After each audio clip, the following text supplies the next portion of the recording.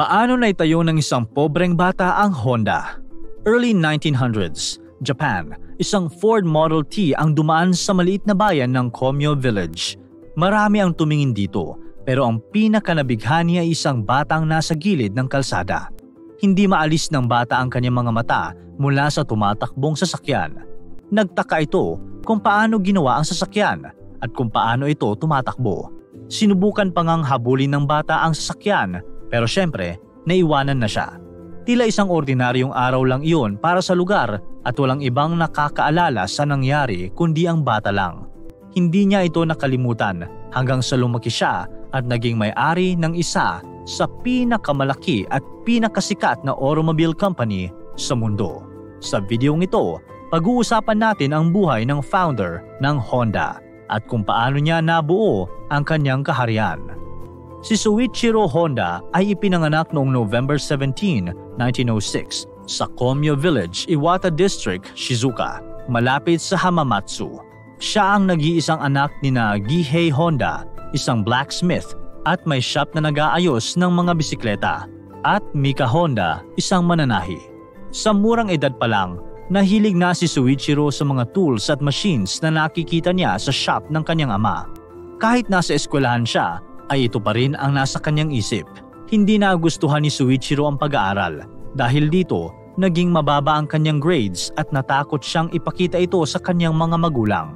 Sa mga panahong iyon, kailangan mong ipakita ang iyong mga grades sa pamilya mo at tatatakan ito ng family seal bilang patunay na nakita ito ng iyong mga magulang. Dito naisip ni Soichiro na gumawa ng sariling seal para sa kanyang pamilya upang siya na lang ang tumatak at hindi na ito makita ng kanyang ama at ina. Dito unang ipinamalas ni Soichiro ang kanyang kakaibang resourcefulness. Sa katunayan, nang malaman ng kanyang mga classmates ang ginawa ni Soichiro, nagpagawa rin sila ng family seal para hindi na rin nila kailangang ipakita ang kanilang mga grades. Siyempre, nahuli rin si Soichiro at napagalitan. Habang tumatanda si Soichiro, mas lumaki rin ang kanyang passion para sa machinery at automobiles. Madalas siyang nagbabasa ng mga magazines tungkol sa mga automobiles hanggang noong 1922, nakakita siya ng isang ad na nagpabago sa kanyang buhay. Ang ad ay tungkol sa isang automobile company sa Tokyo sa pangalang Art Shokai. Noong sumulat siya sa kumpanya, agad naman siyang tinanggap. Kaya naman, sa edad na 15, umalis si Soichiro sa kanila at lumipat sa Tokyo. Excited siya noong una dahil akala niya ay matututo na siya tungkol sa mga automobiles. Pero doon siya nagkamali. Nang makita siya ng may-ari na si Yuzo Sakakibara, napagtanto nito na masyado pa siyang bata. Kaya imbes na magtrabaho sa shop, ginawa lang siyang tagabantay ng shop ng may-ari. Naging mahirap ito kay Soichiro, lalo na at hindi siya kumikita ng pera. Pero hindi siya sumuko. Nang lumaki ang shop, mas kinailangan pa nito ng manpower, kaya napilitan na silang patulungin si Soichiro. Noong una ay mga maliliit lang na trabaho ang ginagawa niya tulad ng tagahawak ng tools, pero dinagtagal, pinatunayan niya kay Yuzo na may kakaibang talento siya pagdating sa mechanics at automobiles at handa siyang magtrabaho para dito. Noong napansin ito ng may-ari, agad niyang ginawang prodigy si Soichiro. Pinabilib siya ng talentado at masipag na binata. Sa mga panahong iyon, naging patok sa mga tao ang sport na racing. Kaya naman, noong 1923, nagsimula na ring gumawa ng mga racing cars ang Art Shokai Garage. Noong 1923, nabuo nila sa tulong ni Soichiro ang The Curtiss na isang racing car. Ang engine nito ay mula sa isang American Curtiss biplane at gumamit sila ng chassis ng isang Mitchell car. Isinali nila ito sa 5th Japanese Motor Car Championship noong 1924 at nanalo ng first place. Sa karerang iyon, si Soichiro ang first engineer para sa kanilang race car. Noong 1928, nagtayo ng bagong branch ang Art Shokai Garage sa Hamamatsu at agad pinili ni Yuzo ang kanyang binatang prodigy upang mamuno dito. Noong una ay hindi naging maganda ang takbo ng negosyo. Maraming customers ang hindi nagtiwala kay Soichiro dahil sa murang edad nito. Kadalasan sa kanyang mga customers ay yung mga nireject ng ibang shops. Pero dinagtagal, nakita din ng mga tao ang sipag at talino ni Soichiro. Kung noong una ay siya lang ang nag-iisang nagtatrabaho sa bagong shop, Ngayon ay nagkaroon na siya ng 30 staff. Maliban sa galing ni Shuichiro sa mechanics, sikat din siya bilang isang talentadong race driver. Sa katunayan, naset niya ang record para sa pinakamabilis na race speed sa Japan, isang record na tumagal ng 20 years bago pa malagpasan. Pero noong 1936, naaksidente siya at kinumbinsi siya ng kanyang pamilya na hindi na magkarera. Pumayag naman siya. Sa taong iyon, napagod din si Shuichiro sa pagre-repair ng mga sasakyan. Ginusto niyang gumawa ng sarili niya. Sinabi niya ito sa kanyang boss, pero hindi nagustuhan ng mga may-ari ang ideya. Malaki ang kinikita ng garage sa pagre-repair at malaking sugal ang mag-manufacture ng sasakyan. Kaya naman, gumawa ng sariling kumpanya si Shuichiro. Itinayo ni Shuichiro ang Tokai Seiki Heavy Industry sa tulong ni Shichiro Kato, ang naging presidente ng kumpanya. Binalak nilang mag-manufacture ng piston rings pero hindi nila ito nakuha agad. Nagtayo ng research center si Shuichiro upang pag-aralan kung paano gumawa ng piston rings. Habang pinapatakbo niya ang kanyang kumpanya, nagtrabaho pa rin siya sa Art Shokai Garage. Pumayat si Shuichiro dahil sa sobrang stress pero hindi siya sumuko. At noong 1939, nakuha na rin nila kung paano gumawa ng piston rings. Agad na umalis si Shuichiro sa Art Shokai Garage at nag-focus sa kanyang kumpanya. Sa mga panahong iyon, sikat na ang Toyota bilang isa sa mga kilalang automobile companies. Nag-order ng 50 piston rings ang Toyota mula kay Shuichiro pero hindi nito nagustuhan ang produkto. Mula sa 50 piston rings, 3 lang ang pumasa. Pinagsikapan pa ni Shuichiro ang pag-imbento. Sa katunayan, nag-enroll pa nga siya sa Hamamatsu Industrial Institute upang mas matuto pa sa paggawa ng piston rings.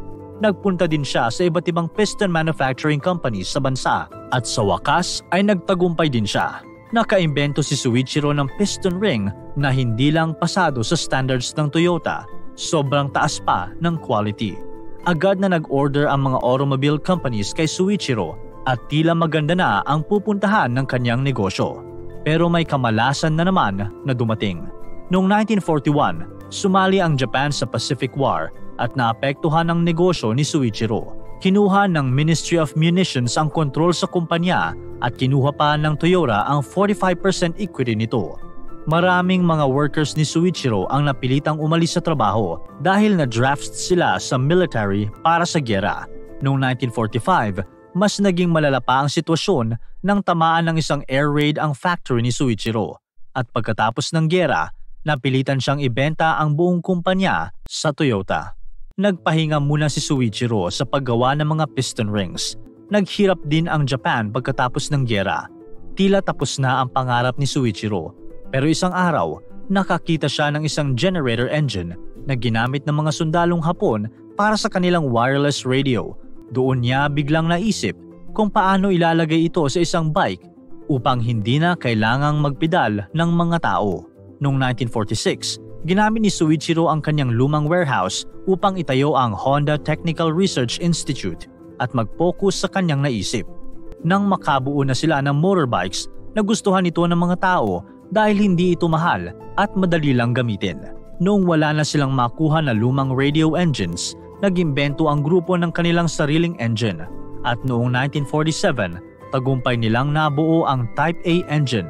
Sa unang pagkakataon, may tatak itong Honda. Matapos ang isang taon, itinayo rin niya ang Honda Motor Company na kilala natin ngayon.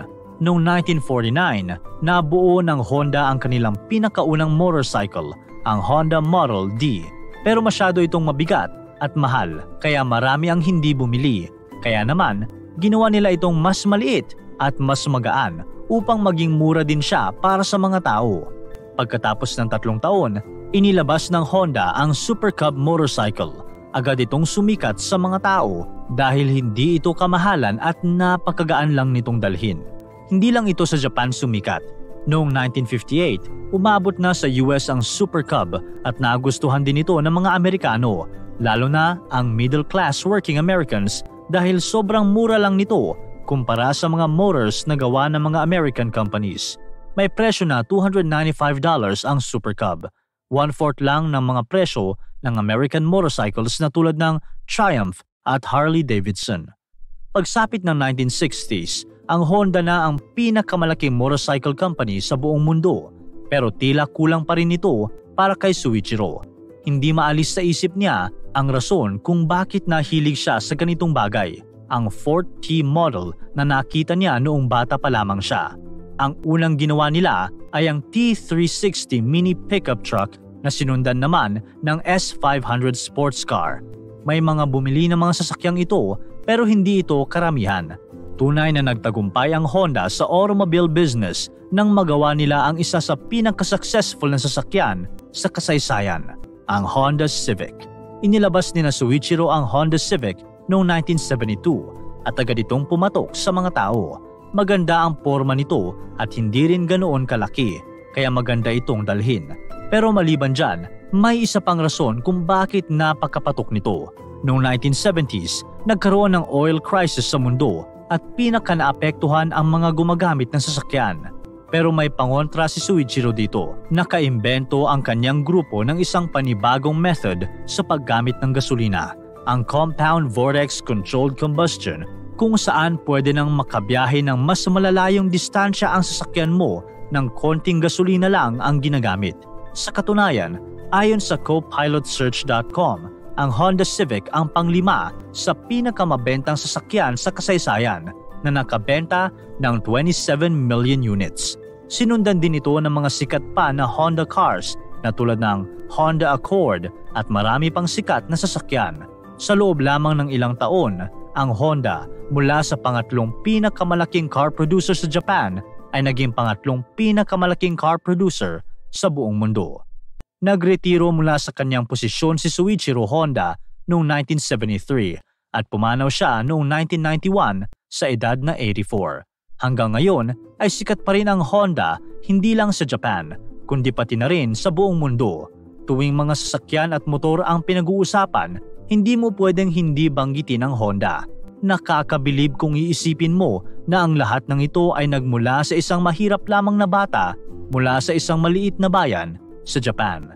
Isang patunay na kahit ano pa ang estado mo sa buhay, basta may sipag ka lang at determinasyon, kaya mong abutin ang iyong mga pangarap.